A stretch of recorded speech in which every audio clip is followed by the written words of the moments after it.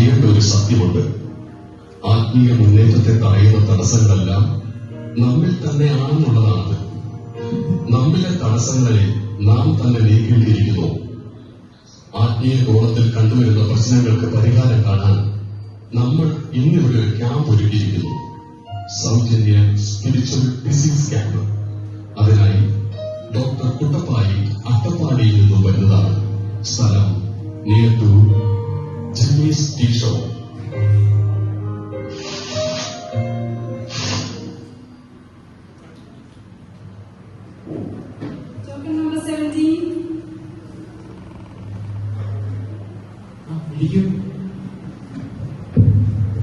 എന്താ പേര്? ഷമുൽ. എവിടെ നിന്നുള്ള ഷമുൽ? തൃശ്ശൂരിൽ. ഷമുൽ ഇപ്പൊ എന്ത് ചെയ്യുന്നു? ഡോക്ടറോട് സംസാരിക്കുന്നു. അതല്ല, രോഗം എന്താണ് പറയും? ഡോക്ടറെ ഒന്ന് പറയണം ഡോക്ടറെ. എനിക്ക് പ്രാർത്ഥിക്കുന്നതായിരുന്നു ശ്രദ്ധ കിട്ടുന്നില്ല ഡോക്ടറെ. കുറെ നോക്കി, ഞാൻ കുറെ പേരോട് ചോദിച്ചിരുന്നു. അവരെ കുറെ പറഞ്ഞു, പക്ഷെ അതൊക്കെ നോക്കിയിട്ടൊന്നും നടക്കുന്നില്ല ഡോക്ടർ. ഒരു ശ്രദ്ധയൊന്നും കിട്ടുന്നില്ല. വേറെ ഡോക്ടർ മൈൻഡ് പോകുന്നു. ഡോക്ടർ ഇത് എന്തു? ഷമുൽ സാറിന്റെ ശ്രദ്ധ എവിടൊക്കെയായി പോകുന്നേ ആരാധനയ്ക്ക്? അത് പിന്നെ അത് ഇപ്പം ഇവിടെ തന്നെയാണെന്ന് വിചാരിച്ചു, നമ്മുടെ സഭയിൽ തന്നെയാണെന്ന് വിചാരിച്ചു. പ്രാർത്ഥിക്കാനായിട്ട് കാണാൻ പറയുമ്പോൾ ഞാൻ മാത്രം ഇന്നലെ വന്നു പറഞ്ഞു. പിന്നെ എല്ലാവരും കടന്നു ചെയ്യും. അത് നോക്കി ഞാൻ എഴുതി. പിന്നെ അത് കഴിഞ്ഞിട്ടുണ്ടെങ്കിൽ പാനമാത്രം ആരൊക്കെ മുറിക്ക് ഞാരൊക്കെ കണിക്ക് ഞാരൊക്കെ കഴിക്കാതെ അത് നോക്കി ആ സമയം.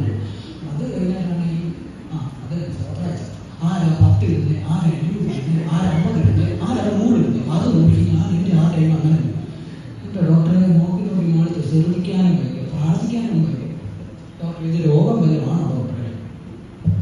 ഇതൊരു രോഗം തന്നെയാ ഷമുൽ സാറേ. അയ്യോ എന്റെ ഷമുൽ സാറേ, നമ്മൾ ആരാധനയ്ക്ക് വരുമ്പോൾ ദൈവഭക്തിയോടല്ലേ വരേണ്ടത്.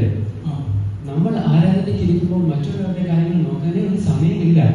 നാം ഇരിക്കുന്നോടനെ കർത്താവിന്റെ ക്രൂശുമരണം, കർത്താവ് നമുക്ക് വേണ്ടി സഹിച്ച കാര്യങ്ങൾ, ദൈവത്തിന്റെ സ്നേഹവും സമാധാനവും, അതൊക്കെയാണ് നമ്മളുടെ ശ്രദ്ധ പോകേണ്ടത്.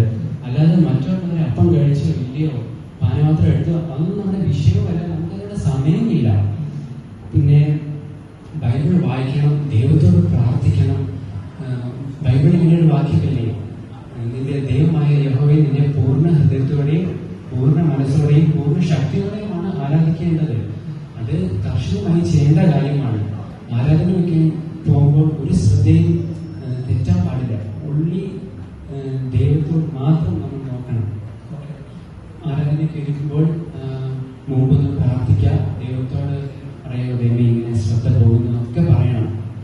പിന്നെ വേണം ആരാധനയ്ക്ക് കടന്നു വന്നിരിക്കണം, വചനം വായിക്കണം. ഓക്കെ, പേടിക്കൊന്നും വേണ്ട, ഈ രോഗമൊക്കെ പൊക്കോളും. ഓക്കെ, ധൈര്യം വേണ്ടിയിരിക്കും. ഓക്കെ, പുറത്തോട്ട് വെയിറ്റ് ചെയ്യണം.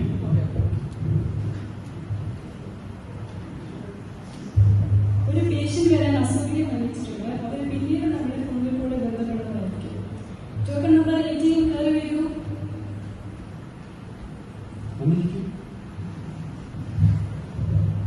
എന്താ പേര്?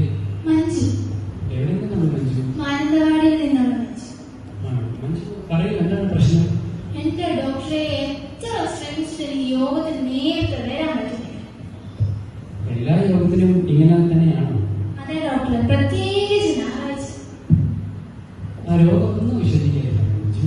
അതായത് ഡോക്ടറെ, യോഗത്തിന് ഇറങ്ങുന്ന സമയമാകുമ്പോഴായിരിക്കും എനിക്ക് ഏത് ഡ്രസ് ഇടണമെന്നുള്ള കൺഫ്യൂഷൻ. പിന്നെ അത് തപ്പി തേച്ച് ഇതായി വരുമ്പോഴത്തേക്കും ഒരു സമയമാകും. രണ്ടാമത്തെ പ്രശ്നം എന്താണെന്ന് വെച്ചാൽ വീണൊരു പ്രശ്നമാണ്. ഇറങ്ങുന്ന സമയമാകുമ്പോ ഡോക്ടർ അറിയില്ല, മറ്റേ സീരിയൽ മറ്റേ ചന്ദ്രമണി, അതിന്റെ ബാക്കി അറിയാത്തൊരു ടെൻഷനാണ്. അതിന്റെ സീരിയലിങ്ങനെ ബാക്കി അങ്ങ് വെച്ചിട്ട് നമ്മൾ എങ്ങനെ ടെൻഷൻ. ലാസ്റ്റ് മെയിൻ ഒരു പ്രശ്നം എന്താണെന്ന് വെച്ചാൽ